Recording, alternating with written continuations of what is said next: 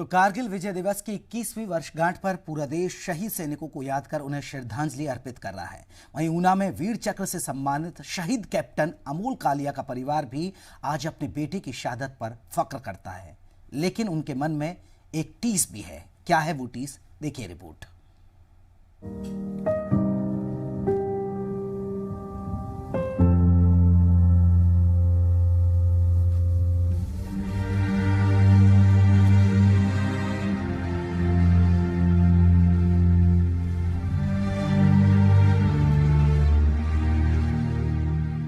ये है ऊना के शहीद जवान अमोल कालिया की तस्वीर।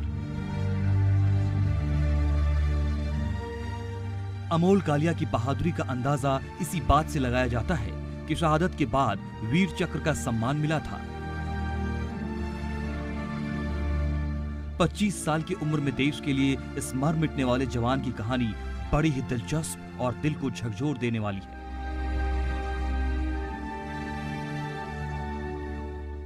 बेटा चला गया, लेकिन परिवार के लिए आज सिर्फ याद ही रह गई है।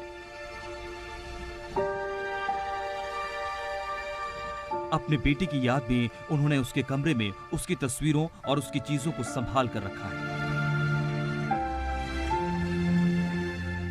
कालिया परिवार की माने तो अमोल के मन में शुरू से ही देश के लिए कुछ कर दिखाने का जज्बा था।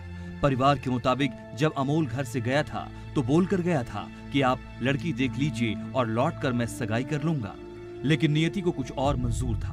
परिवार को कुछ दिन बाद ही अमोल के शहीद होने की खबर मिल गई।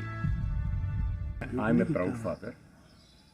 मेरे बेटे ने बहुत बड़ा काम किया, बहुत बड़ी शहादत दी, अपने प्राणों का बलिदान दिया देश के लिए।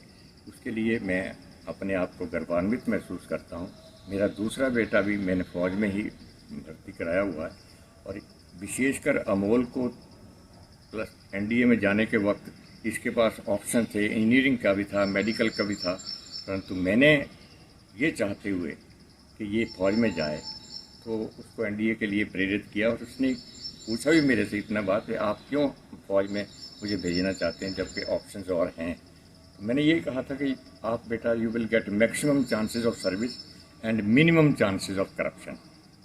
That's why I want that you should join arm forces. तो उसने मेरी कहा माना। अपने भले ही ये बहुत मेरे लिए दुर्भाग्यपूर्ण रहा, मेरे को बहुत बड़ी कीमत देनी पड़ी, मैंने अपना बेटा खोया, परंतु उस पर गर्व है कि मेरी बात भी मानी और देश की पूरी सेवा की, अपने प्राणों का बलिदान। फिर उसके बाद तो बस अखबार में ही खबर पड़ी है कैप्टन अमोल कालिया नो मोर।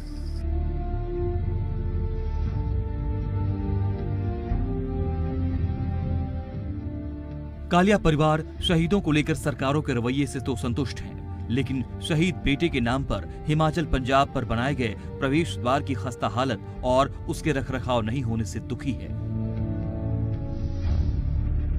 दोनों के लिए ये शहीद का गौरव मिला है।